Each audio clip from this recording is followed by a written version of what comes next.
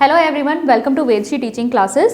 तो आप में से बहुत सारे कैंडिडेट डीएलएड एग्जाम की प्रिपरेशन कर रहे होंगे। इसी से रिलेटेड एक ऑनलाइन कोर्स हमारी एक लर्निंग ऐप पे चल रहा है जो है आपकी वेदश्री क्लासेस ऐप। अगर आप इस कोर्स को अवेल करना चाहते हैं तो आपको बस गूगल प्ले स्टोर पे जाना है, वहाँ से हमारी वेदश्री क्लासेस ऐप को डाउनलोड करना है और वहाँ पर जाकर आप इस डीएलएड के कोर्स की डिटेल्स को चेक कर सकते हैं। तो आज हम इस वीडियो में कवर करेंगे आपका डीएलएड का ही एक टीचिंग एप्टीट्यूड का टॉपिक, शिक्षण सहायक सामग्री।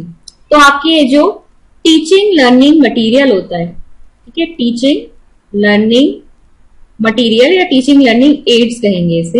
ये क्या होते हैं? ये आपकी शिक्षण प्रक्रिया को सरल, जीवंत और प्रभावी बनाने के लिए जिन वस्तुओं या साधनों का उपयोग किया जाता है उन्हें शिक्षण सहायक सामग्री कहा जाता है।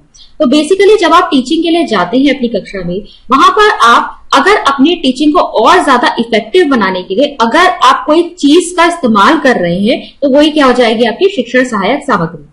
अब जैसे कि यहाँ पर देखिए डायग्राम में भी दिख रहा है, अगर एक कोई पढ़ा रहा है ये टीचर और यहाँ पर जो स्टूडेंट्स बैठे हैं वो उसको साथ ही साथ, जो अगर मान लीजिए कोई स्टोरी सुना रहा है तो अगर साथ ही साथ वो उससे कुछ कैरेक्टर्स को यहाँ पर शो भी कर रहा है किसी मॉडल की सहायता से या किसी आप कह सकते हैं एक पपेट की सहायता से, तो यहाँ पर ये बच्चों को ज्यादा समझ में आएगा।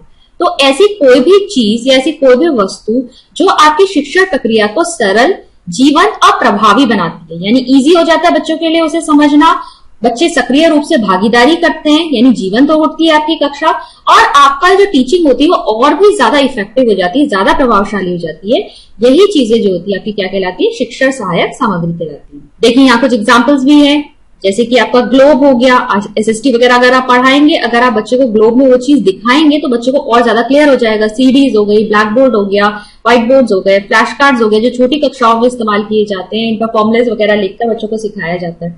अच्छा, अब ये क्यों ज्यादा प्रभावशाली बना देती है टीचिंग को?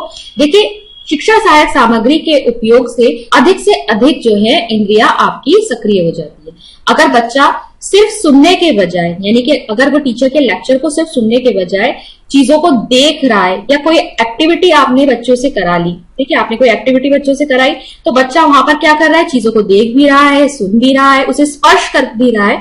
तो यहाँ पर क्या हो गया? अधिक इंद्रियां सक्रिय हो गई, जिससे बच्चे की जो लर्निंग है उसका अधिगम और अच्छी तरह से होगा, वो चीजों को और अच्छी तरीके से समझ पाएगा। तो अगर एक क्वेश्चन ये जो आपसे अक्सर पूछा जाता है कि शिक्षण सहायक सामग्री क्यों उपयोगी है, तो वो इसीलिए है क्योंकि ये बच्चों के अधिक ज्ञान इंद्रियों को सक्रिय कर देता है और इसीलिए ये बहुत ही उपयोगी होता है शिक्षण अधिगम प्रक्रिया। अब अगर हम शिक्षण सहायक सामग्री के उद्देश्य देखें या एक टीचिंग लर्निंग एड किस तरीके की होनी चाहिए, तो उसके लिए पॉइंट्स देखते हैं। तो पहला है आपका कक्षा में शिक्षार्थियों को सक्रिय बनाएं, यानी कि आपकी जो शिक्षण सहायक सामग्री है वो इस तरीके की होनी चाहिए जिसे देखकर सभी बच्चे जो हैं वो सक्रिय हो जाएं, वो एक्टिवली टीचिंग लर्निंग प्रोसेस में पार्टिसिपेट करें। फिर है उनकी क्षमताओं के अनुसार होनी चाहिए, यानी अगर आप कोई टीचिंग एड ले जा रहे हैं क्लास 6 के बच्चों के लिए तो वो उनकी आयु और उनके मानसिक स्तर के हिसाब से होनी चाहिए, ठीक है। अगर आप कोई हाई लेवल की टीचिंग एड एक क्लास 6 में जाकर दिखाएंगे तो वो बच्चों को समझ में नहीं आएगी। तो टीचिंग एड हमेशा कैसी होनी चाहिए? बच्चों की क्षमताओं के अनुसार होनी चाहिए। फिर है पाठ योजना को विकसित करें और रुचि पैदा करें। तो जो भी विषय वस्तु आप बच्चों को कक्षा में पढ़ाने जा रहे हैं, ये शिक्षण सहायक सामग्री या टीचिंग एड जो है वो उसके हिसाब से होनी चाहिए, उसमें मददगार होनी चाहिए, वो आपकी विषय वस्तु को या पाठ योजना को और ज्यादा विकसित करे और साथ ही साथ बच्चों के अंदर रुचि पैदा करे, यानी बच्चे इंटरेस्ट ले उस चीज में और जो विषय वस्तु पढ़ाई जा रही है उसे और अच्छी तरह से समझे। फिर है छात्रों को अच्छा पर्यवेक्षक बनाना, यानी कि जब आप टीचिंग एड यूज करते हैं तो बच्चे उसे बहुत अच्छी तरह से ऑब्जर्व करते हैं, बहुत ध्यान देते हैं उस पर, तो ये बच्चों को क्या करता है? अच्छा पर्यवेक्षक बनाता है। फिर है आसान और समझने योग्य शिक्षा सामग्री विकसित करें। तो टीचर को हमेशा इस तरह की शिक्षा सहायक सामग्री यूज करनी चाहिए जो आसान हो, सरल हो और समझने योग्य हो, ठीक है, बच्चे उसे आसानी से समझ सकते। फिर है बच्चों की सीखने के नियमों का पालन करें। तो जो लर्निंग के हमारे लॉज होते हैं, यानी कि कुछ नियम होते हैं अधिगम के, ये जो शिक्षा सहायक सामग्री है उसको फॉलो करती है। फिर है उद्देश्यों को पूर्ण करें। तो जैसा कि मैंने पहले भी बताया कि जो टीचिंग लर्निंग प्रोसेस होता है कभी भी उद्देश्य ही नहीं होता, हमेशा हम जो भी पढ़ाने जा रहे हैं बच्चों को उसके लिए हम कुछ उद्देश्य निर्धारित कर लेते हैं। ये सिखाने के बाद बच्चा क्या कर पाएगा। तो आपकी जो टीचिंग लर्निंग मटेरियल है या टीचिंग एड है वो हमेशा ऐसी होनी चाहिए जो आपके उद्देश्यों को पूर्ण करने में सहायक हो। फिर है विभिन्न समूहों में रुचि पैदा करें। एक कक्षा की अगर हम बात करें तो उसमें विभिन्न तरीके के बच्चे हमें देखने को मिल सकते हैं। सबके लर्निंग हैबिट्स भी अलग अलग तरीके की होती है। कुछ बच्चे देखकर सीखते हैं, कुछ बच्चे जो है सुनकर भी अच्छा सीख लेते हैं, कुछ बच्चे ऐसे हैं जो एक्टिविटी करते हैं, जब गतिविधि आप कोई कर रहे हैं या फिर जब खुद से चीजों को करके देख रहे हैं तभी उन्हें ज्यादा अच्छे से समझ में आता है। तो आपकी जो टीचिंग एड है वो विभिन्न समूहों में रुचि पैदा करे, यानी जो अलग अलग प्रकार के बच्चे हमें एक कक्षा में मिल रहे हैं वो सभी बच्चे जो है इस टीचिंग एड से लाभान्वित हो सके, ऐसी टीचिंग एड हमें यूज करनी है। फिर है शिक्षण प्रक्रिया को और अधिक प्रभावी बनाने के लिए। तो टीचिंग एड हमेशा क्या करती है, आपकी शिक्षा प्रक्रिया को और अधिक प्रभावी बना देती है, प्रभावशाली बना देती है। फिर देखिए आपके टीचिंग एड्स जो होती हैं हम उन्हें किस तरीके से प्रकारों में बांट सकते हैं। तो देखिए एक होती है आपकी श्रव्य सामग्री यानी कि आपके ऑडियो एड्स, ठीक है, ऑडियो जिससे सुनकर सीखा जाता है। एक होते हैं आपकी दृश्य सामग्री यानी कि आपके विजुअल एड्स, और तीसरी होती है आपकी श्रव्य सामग्री यानी कि एवी एड्स या ऑडियो विजुअल एड्स। तो श्रव्य सामग्री में क्या चीजें आ जाएंगी, रेडियो आ गया, tape recorder, gramophone, mic, teleconferencing, ठीक है, फोन पर जब आप एक दूसरे से बात कर रहे हैं, mobile, iPod, Walkman, MP3, headphone, ये सब किसमें आ जाएंगे, जिससे बच्चा सुन के सीख सकता है। फिर दृश्य सामग्री में क्या आ जाएगा, ग्राफ, चित्र, ट्रांसपेरेंसी जो आपके OHP में लगती है यानी कि ओवरहेड प्रोजेक्टर में लगती है। फिर स्लाइड्स हो गई, पावर पॉइंट हो गया, PPT प्रेजेंटेशंस आपकी जो होती हैं, पुस्तक, चार्ट, मॉडल, प्रादर्श, वास्तविक वस्तुएं जब आप रियल ऑब्जेक्ट्स दिखाते हैं कक्षा में, फोटोग्राफ हो गए, बुलेटिन बोर्ड हो गए, डिस्प्ले बोर्ड हो गए जिसपे सूचनाएं अंकित की जाती हैं, ये सब आपके किसमें आएगा, जब बच्चा देख के सीख रहा है तो दृश्य सामग्री में आ जाएगा।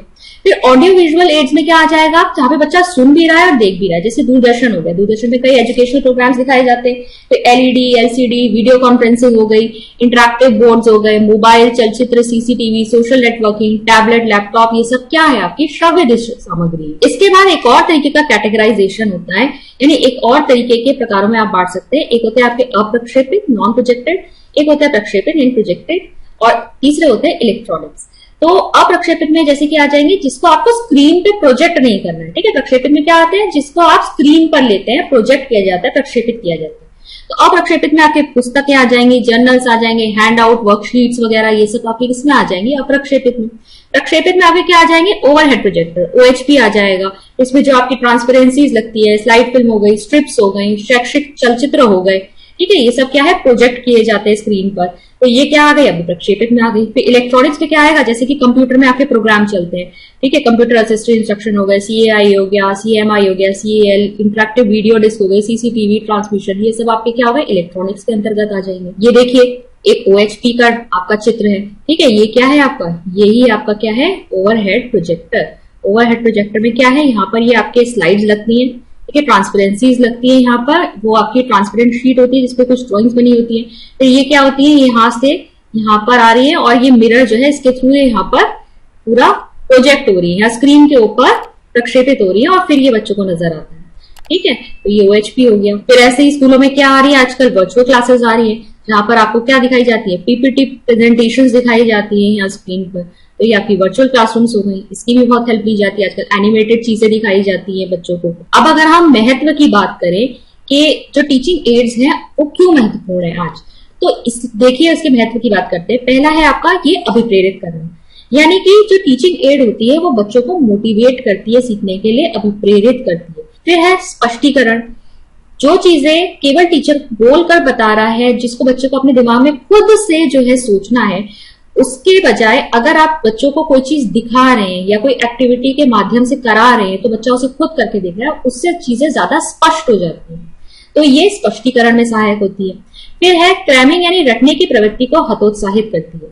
जब बच्चा चीजों को देख कर, सुनकर, बल्कि खुद करके जब सीखता है तो वो अच्छे से बच्चे के दिमाग में आ जाती है, अच्छे से वो समझ जाता है, तो इससे रटने की प्रवृत्ति जो है वो बच्चों के अंदर धीरे धीरे कम होने लगती है। फिर है शब्दावली में वृद्धि। तो देखिए ई-बुक्स वगैरह आजकल चल गई हैं, बच्चे जब ई-बुक्स, ऑडियो बुक्स वगैरह सुनते हैं, ठीक है, अपनी स्टोरीज को, तो बच्चे नए नए शब्द सीखते हैं, तो इससे उनकी शब्दावली में वृद्धि होती है। फिर है समय और धन की बचत होती है। तो अगर आप टीचिंग एड की हेल्प लेते हैं तो आप कम समय में और कम धन खर्च करके आप बच्चों को अच्छी तरह से समझा सकते हैं, तो समय और धन की बचत होती है। कक्षा जीवंत और सक्रिय हो जाती है। तो बच्चे जो है जब टीचिंग एड दिखाती है टीचर, तो बच्चे और ज्यादा अच्छे से इंटरेस्ट लेते हैं उसमें और एक्टिवली पार्टिसिपेट करते हैं, सक्रिय रूप से भागीदारी करते हैं, तो इससे कक्षा जो है जीवंत होती है। फिर है सुस्ती से बचा जाता है। तो जैसा कि हम कह रहे हैं कि बच्चे जो है इंटरेस्ट लेंगे जब चीजों में, तो क्या होगा, वो सुस्त नहीं होंगे। अदरवाइज क्या होता है, कभी कभी टीचर आ रहे हैं, लेक्चर दे रहे हैं, लेकिन कुछ बच्चे जो है उनका ध्यान कहीं और ही होता है, कुछ बच्चे पीछे सो जाते हैं। तो यहाँ पर ये सुस्ती से बचा जा सकता है अगर आप कोई टीचिंग एड भी इस्तेमाल करें अपने टीचिंग लर्निंग प्रोसेस के दौरान। फिर है प्रत्यक्ष अनुभव। तो जो टीचिंग एड्स होती हैं बच्चों को प्रत्यक्ष अनुभव देती है, डायरेक्ट एक्सपीरियंस देती है। जब बच्चा खुद से करके सीख रहा है या खुद से देख रहा है, तो देखना, सुनना या खुद से करके स्पर्श करके देखना, उससे जो है बच्चा और अच्छी तरह से सीख पाता है, क्योंकि इसके लिए एक डायरेक्ट एक्सपीरियंस होता है, प्रत्यक्ष अनुभव होता है। तो ये था आपका आज का टॉपिक। आज के टॉपिक में बस इतना ही, मिलते हैं नेक्स्ट वीडियो में। Thank you.